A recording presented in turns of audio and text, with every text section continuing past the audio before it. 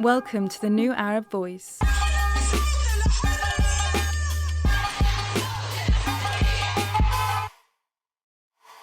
Hello and welcome to the New Arab Voice.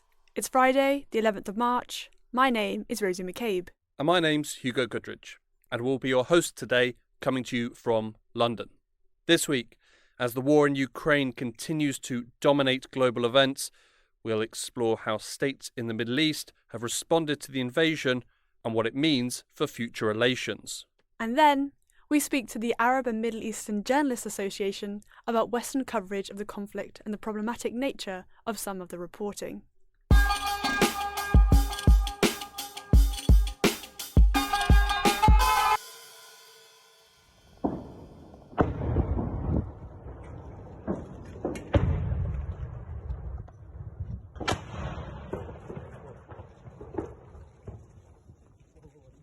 In the early hours of February 24th, Russia invaded Ukraine.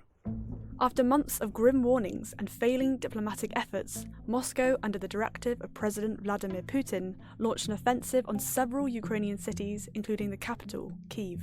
Over the past 2 weeks, hundreds of civilians have been killed and millions forced from their homes. For the Middle East, the invasion of Ukraine has brought into sharp focus how the region has and is continuing to realign itself among major global players. Countries in the region have been forced to weigh up their loyalties, needs, and strategic long-term thinking. So, how have states in the Middle East chosen to respond to the invasion of Ukraine? Why have they reacted this way? And what does this tell us about the world's geopolitical realignment?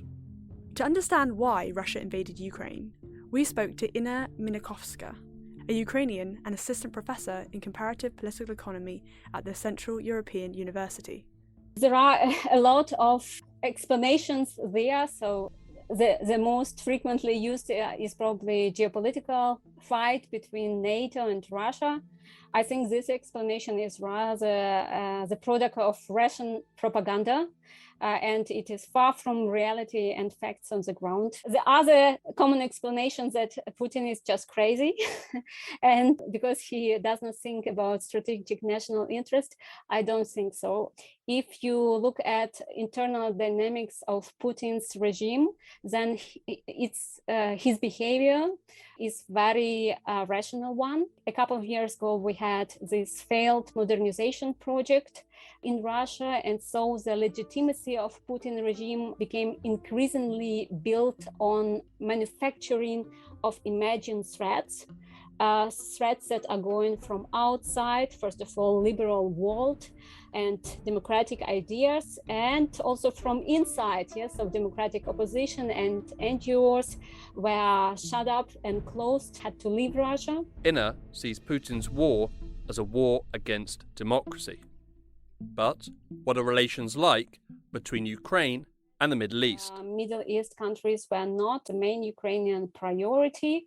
So probably we were too much busy with our own businesses and affairs. It's probably then not surprising that there is no this affinity between the countries of the Middle East to Ukraine, that there is nothing there of very little economic relations or sort of historical relations that would help to bring those countries more actively in this war. While Ukraine has no strong ties to the Middle East, Russia, over recent years, has become deeply entrenched. And for Ukrainians like Inna, they do not want these Middle Eastern countries that have felt the force of Russia to sit idly by. Ideally, of course, it would be good that they take a stance and they get rid of these mediator roles, because you have a clear party of war and the party of peace in this conflict. There cannot be mediators between them.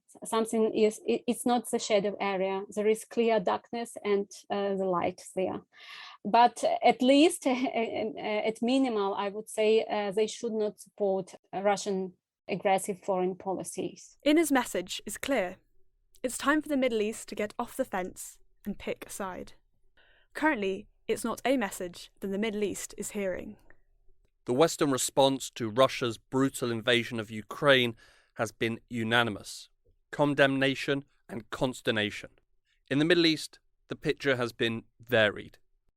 It was no surprise when the likes of Iran and Syria made no effort to criticize Russian actions. But at the outset of the invasion, one outlier did raise diplomatic eyebrows. اجتماعنا هذا هو الاجتماع الرابع الذي يعقده مجلس الأمن حول أوكرانيا في أقل من شهر. وفي ظل التوترات الأخيرة والمثيرة للقلق أخذت بلادي موقفا يتمثل في When the UN Security Council came to vote on a US-led resolution to condemn Russia's invasion of Ukraine, the United Arab Emirates, a traditionally close ally of the US, abstained from the vote. Well, I think for the UAE, it's a reflection both of their position, broadly speaking, of trying to balance among their core partners, US, Russia, China.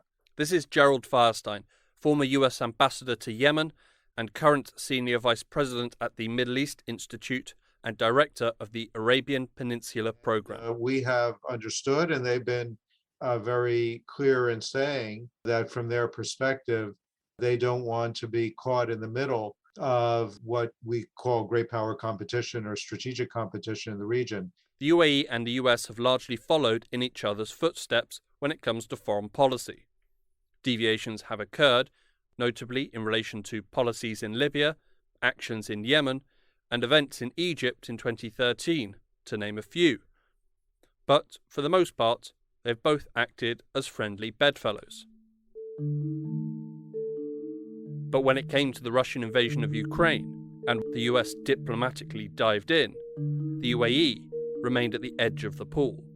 I think it signifies the growing significance of this competition in the region and the fact that for a variety of reasons, the UAE as well as Saudi Arabia and others in the region are pursuing more independent foreign policy positions, and that they are no longer immediately going to fall into line with the United States. While the UAE is not critical to successful US foreign policy, it is preferred, particularly when it comes to the role that the UAE and other Gulf countries can play in the energy markets. And I think that we would have liked to have seen the major Gulf oil producers do more to help stabilize the international or the global energy market.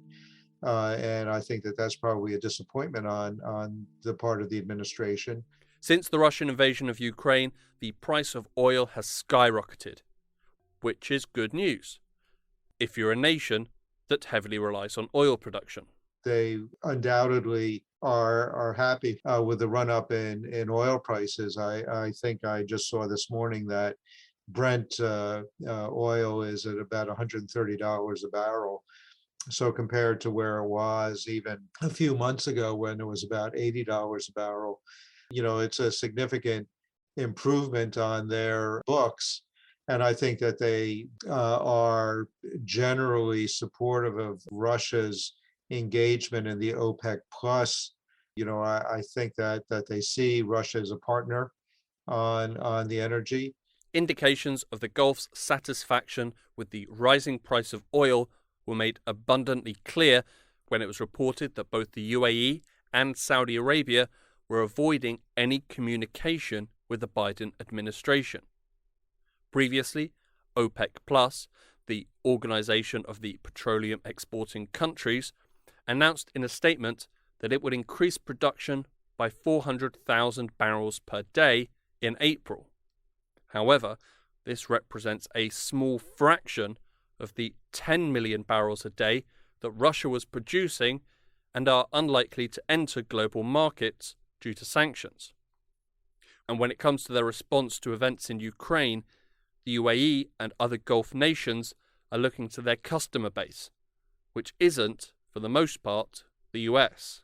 And then you should also keep in mind that where Russia goes, so goes China. And China, of course, is a far more significant player in the Gulf than Russia is. China is the number one trading partner for the UAE and other Gulf states. It's a major exporter or major source of technology for the Gulf region. So the fact that China has been generally supportive of the Russian position is another factor in helping to determine for the Emiratis and others that they can afford to not necessarily challenge, but certainly not go along with the West on its approach to the Ukraine. However, despite the rising cost of oil and the growing bank balances in the Gulf, the West still can cast a dominant financial shadow over the region. The fact of the matter is that the UAE, particularly Dubai, is a major financial and commercial hub for Russia. There are a lot of trade ties that go back and forth. Dubai is a major destination for tourism out of Russia. And so if the sanctions are made broadly applicable and reach beyond just Russia and Belarus, Dubai would be very vulnerable to seeing its companies and commercial enterprises sanctioned, banks sanctioned. So to the extent that these sanctions continue and perhaps are even increased, UAE definitely will be affected by the application. As things stand, the UAE and other Gulf countries look set to engage in a balancing act between profiteering from high oil prices while doing their best to avoid exposure to Western sanctions. Such a strategy is to be expected, but they will also have to contend with their image on the international stage. If the conflict in Ukraine continues in its current form, that is to say, marked by Russian atrocities and the targeting of civilians, the UAE and other Gulf states could find themselves facing intense Western pressure to take a much firmer stance. Additionally, for the UAE, the Russian invasion of Ukraine could not have happened at a worse time. The other point to keep in mind is that the UAE itself is in a very uncomfortable position. As you pointed out, they abstained on the first vote to condemn the Russian invasion of Ukraine. Are there going to be more Security Council resolutions? UAE just started their 2-year term on January 1st. It runs until December 31st, 2023. There's a possibility that there are going to be many more votes about Ukraine in the Security Council. And does the UAE continue to abstain on them? And is that going to have blowback in terms of how they're perceived here in Washington or in Paris or London or other major European capitals? So it's going to be very complicated. And the UAE in particular is going to be in a difficult position if this conflict carries on in one form or another over a prolonged period of time. This delicate balancing act between different players and factors has also been evident in other countries across the region, namely Turkey. Turkey's position is strategically tenable but morally suspect. This is Stephen Cook, a senior fellow for the Middle East and Africa Studies at the Council on Foreign Relations and an expert in Arab and Turkish politics. Stephen's summary of Turkey's response to the invasion of Ukraine, to me, encapsulates how Ankara has reacted in a nutshell. An ally of both Moscow and Kyiv, Turkey has sought to preserve relations with both countries. While vocalizing support for the Ukrainian resistance, the side Turkey has ultimately chosen is Turkey's. The Turks have emphasized that they support Ukraine's independence. They have, in fact, supplied some weaponry to Ukraine. But unlike some other countries in the region, the Turks have not sanctioned Russia. They have not closed their airspace to Russian aircraft. And they continue to want to have a dialogue with Russia. So, on the one hand, the Turkish government has designated what's happening in Ukraine as a war. Erdogan has called the invasion, quote, unacceptable, end quote.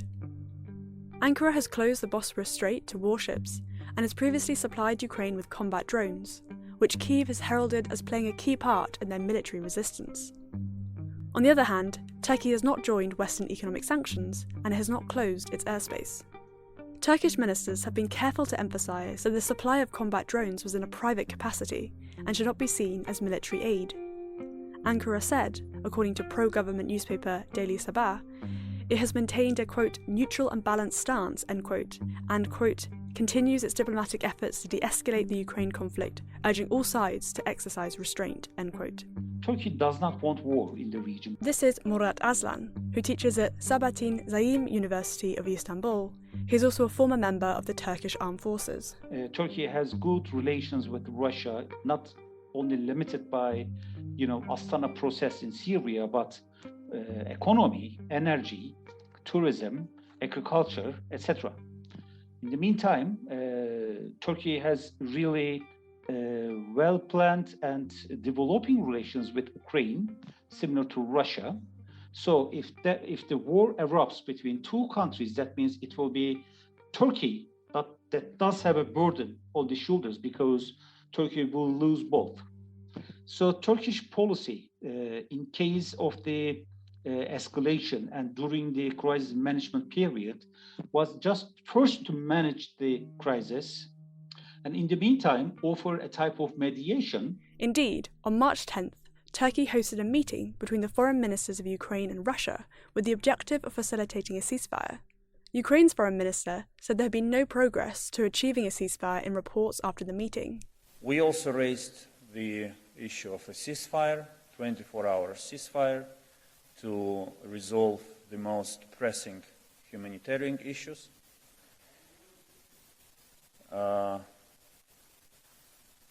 We did not make progress on this since it seems that there are other decision makers for this matter in Russia. Moscow blamed the West for causing the conflict, while Ukraine said it was ready for diplomacy but would also continue to defend itself.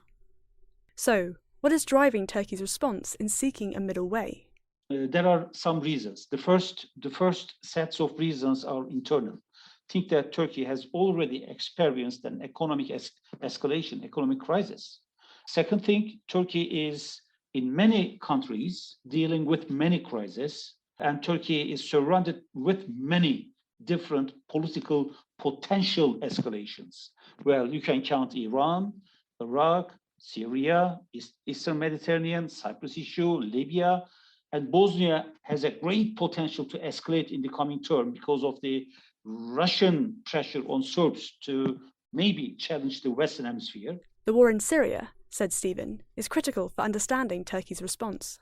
The Turks are supportive of the Ukrainians, but have to be very careful where they tread with the Russians, because Russia is the kingmaker in Syria of all places. And it is in Syria where Turkey's core interests in preventing the emergence of an autonomous Kurdish state or autonomous Kurdish zone in the northern part of the country up along the border between Syria and Turkey is the most important thing for Turkey. And the fear is that if Syria actually breaks up, there will be a terrorist state on Turkey's border. And that's why it is. Some pundits, mostly from the West, say this moment is an opportunity for Turkey, a country in economic peril sandwiched between escalating conflicts. With increasingly tense relations to Washington, London and Brussels, Ankara could use its unique position as a NATO member with connections to Kyiv and Moscow to salvage ties and improve its geopolitical standing. Stephen says this is unlikely to happen because of Syria. I'm aware of those arguments and what people are saying about, this is a real opportunity for Turkey. And it might be if the Turks really were in a better position geostrategically with regard to Russia. But since they're dependent upon the Russians in Syria, it's very hard for them to make the break. And I think what the people who are making these arguments are tending to downplay is how important it is for Turkey to thwart the ambitions of Kurds in northern Syria. Also, let's not forget that souring relations between Turkey and the West cannot be fixed overnight. Turkey's purchase of the Russian S-400 defence system and its slide towards authoritarian rule under Erdogan following a 2016 coup attempt has created a yawning gap between Ankara and the West. In an attempt to do something rather than nothing, Turkey did make the decision to close the Bosporus Strait. But this was derided by critics as a symbolic gesture rather than a genuine offer of solidarity with Ukraine and the West. However, there are those who think the move is worth noting in terms of Turkey's cautious steps westward. I think that if there happens something in the Black Sea, and if the Russian Navy needs a type of augmentation, then they have to transfer them. Second thing, vice versa. I mean, if these warships are in danger just because of an escalation, Russia will attempt to provide a support to them, right? So it's a really important decision. Whether it's purely symbolic or purely political and isn't going to have necessarily the kind of strategic impact on Russian thinking, it doesn't diminish the fact that it is a very important step. And it is one of those things that you can, mark on the Ukraine side of the ledger as the Turks try to navigate this fine line. And But ultimately, both Murat and Stephen concluded that protecting Turkey's interests, ergo maintaining relations with Moscow, came before any moral stance or solidarity with the West. So, what happens if things continue to escalate? When it is no longer possible to chart a middle way, will Turkey be forced to take a side? Can you just predict that tomorrow there will be peace or conflict or any new emerging challenge? I don't think so. So it's a dynamic process. And in this process, Turkey must be prepared, but in the meantime, should clarify the options and select the most appropriate one, pending to global demands, regional prerequisites, Ukrainian situation, Russian position, and internal politics.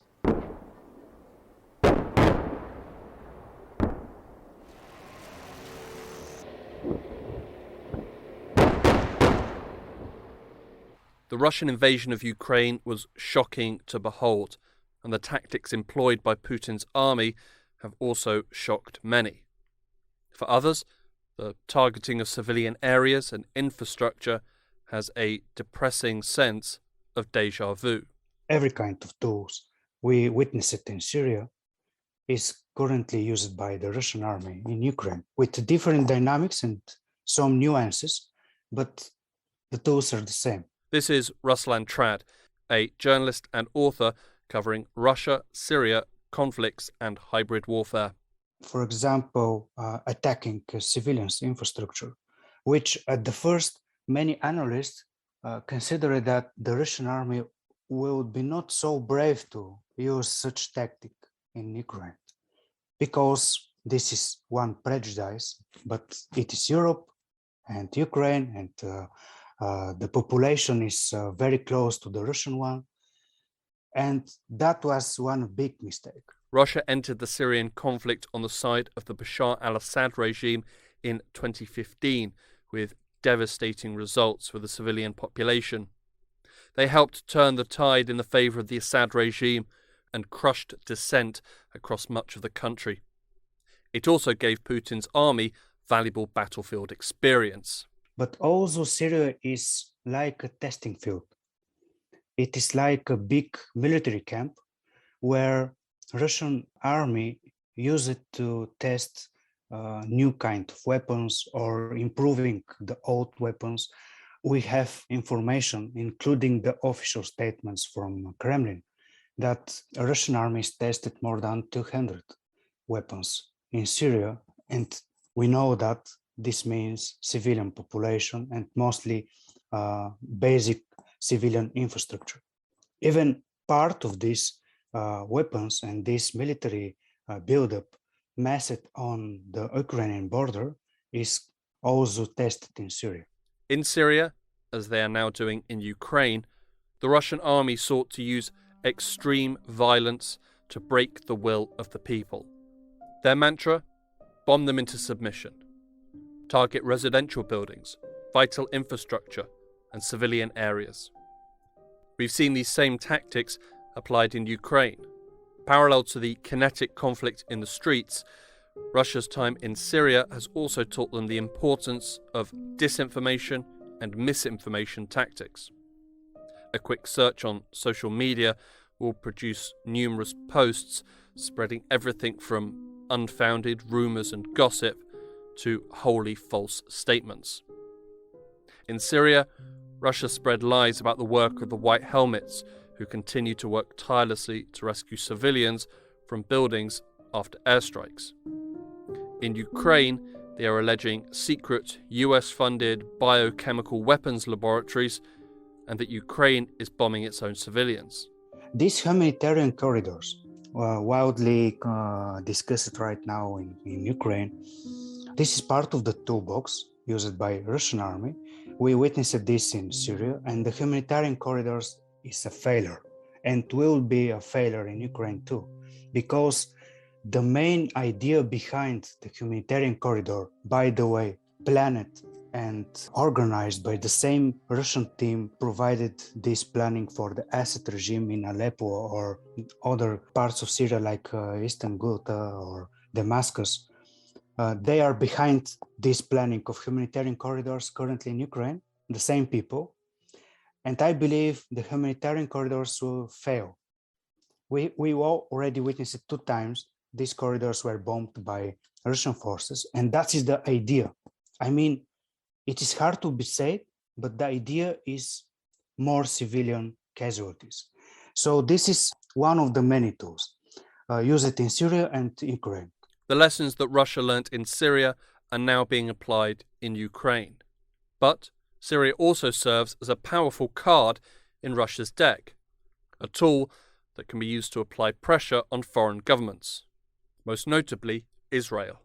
Israel have good relations both with Ukraine and Russia because of history, because of diplomacy, and also the geopolitical importance. For Israel, Syria is much more important than Ukraine because this is neighbor country, many unresolved issues, including Golan Heights, and providing Iran with positions inside Syria could be dangerous for Israel. You know, this is the important thing. After Russian intervention, the power shift is very visible. While they have urged dialogue and made disapproving statements regarding the situation in Ukraine, Israel has been a lot more muted in criticism of Russia. On March 5th, when most global leaders were speaking out against President Putin, Israel's Prime Minister Naftali Bennett travelled to the Kremlin to meet with the Russian leader. Israel values the role played by Russia in Syria and its efforts to keep the spread of Iran limited. As they see it, they cannot afford to fall out with Moscow. The Russian experience in Syria and their continued presence is playing a vital role in their invasion of Ukraine. However, Russia is unlikely to shield the already battered Syria from the Ukrainian fallout. Like dominoes, actions in one part of the world are far-reaching. Actions and events in Ukraine will far-reaching in Africa and Asia. High food prices carry security risk in Africa, as do high fuel prices in Asia. And Syria is part of this global event because it depends of supplies from Russia. Also, Assad regime is dependent of oil and other commodities supplied by Russian army and Iran. One analyst described the situation as a Ukrainian crisis to take Syria from bad to worse because of the whole fallout of Russian invasion in Ukraine. The Syrian regime already announced spending cuts, anticipating shortage, price hikes in oil and food commodities, even transportation costs. So for the population in Syria, the war in Ukraine will be disaster. And not only Syria, we have also signals in Africa and many countries around the world dependent of this supplying of wheat and any kind of basic foods and providing energy resources. The war in Ukraine is entering into its 3rd week, and there is no indication that Putin will give up on his brutal ambition, nor will Ukraine cease in its heroic defence. The longer the conflict continues, the tightrope walked by Middle East states between Kyiv and Moscow will only get higher. Moreover, the risks associated with indecision will only increase. Final words to Inna. If it is not about normative agenda, that one should think about implications in terms of international law, peaceful coexistence of countries, international peace that was broke down by Russian invasion. And this is something, a sort of public world goods that need to be taken care about independently of normative stance of any country. Yes, so it's like, because this is a good international peace, is a public good, world goods that we need to take care about.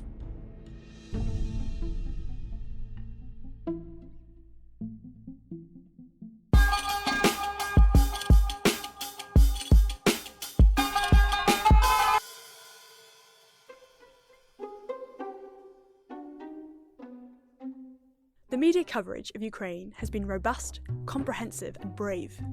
However, it has, at times, also been problematic. Recently, the Arab and Middle East Journalists Association, AMIJA, published a statement responding to what they called, quote, implicit and explicit bias, end quote, in how Western media reported Russia's invasion. The statement blew up on social media. It called out journalists from CBS, Al Jazeera, and The Telegraph, who recycled Orientalist and racist stereotypes when commenting on the shock factor of the situation in Ukraine.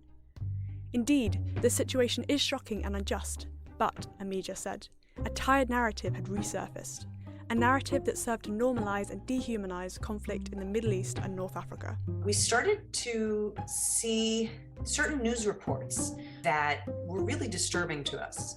This is Mona Iskander, a freelance producer and founding board member of AMIJA.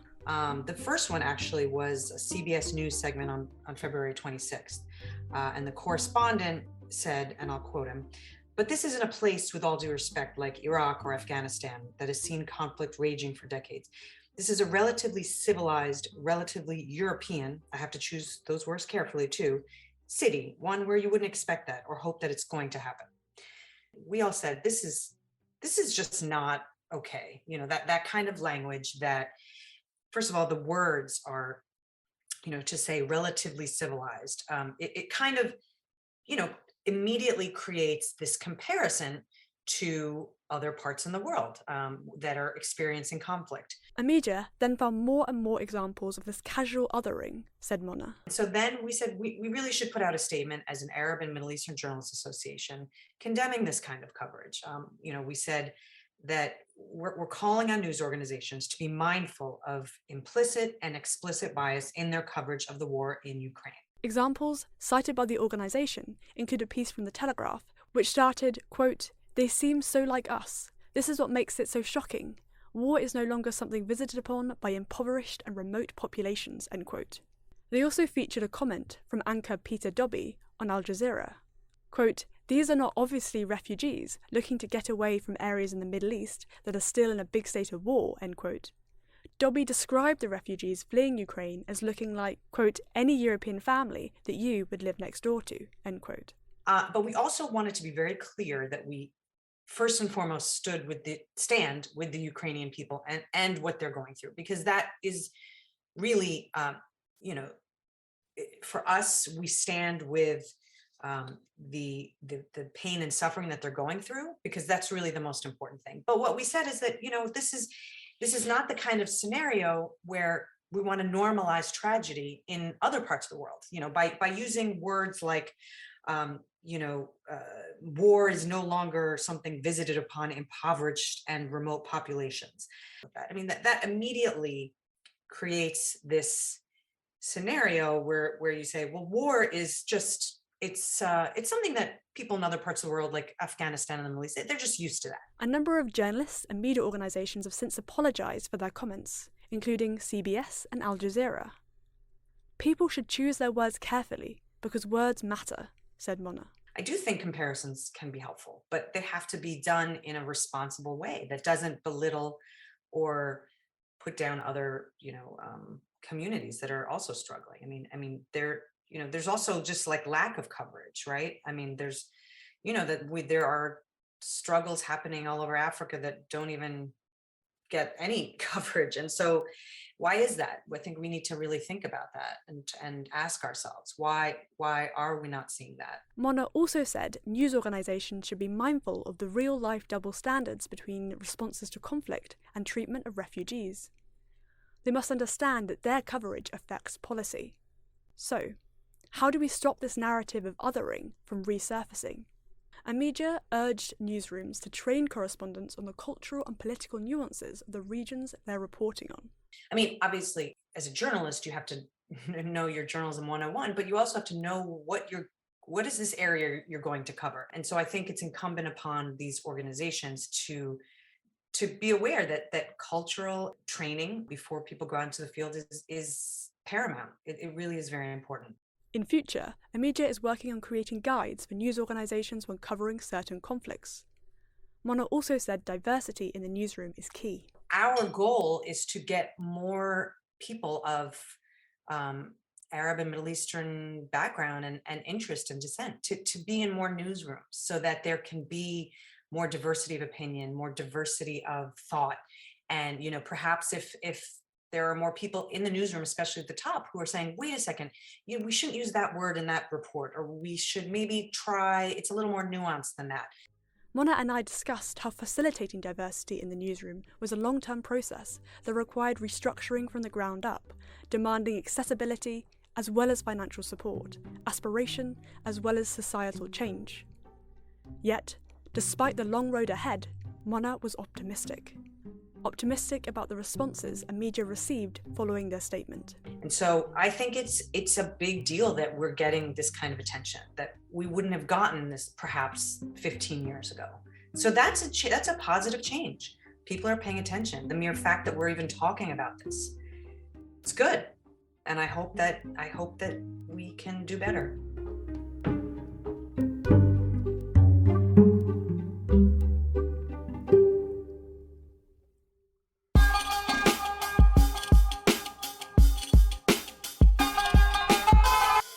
That's all for this week. Thank you for listening to this episode of The New Arab Voice. This episode was produced by Hugo Goodridge and Rosie McCabe.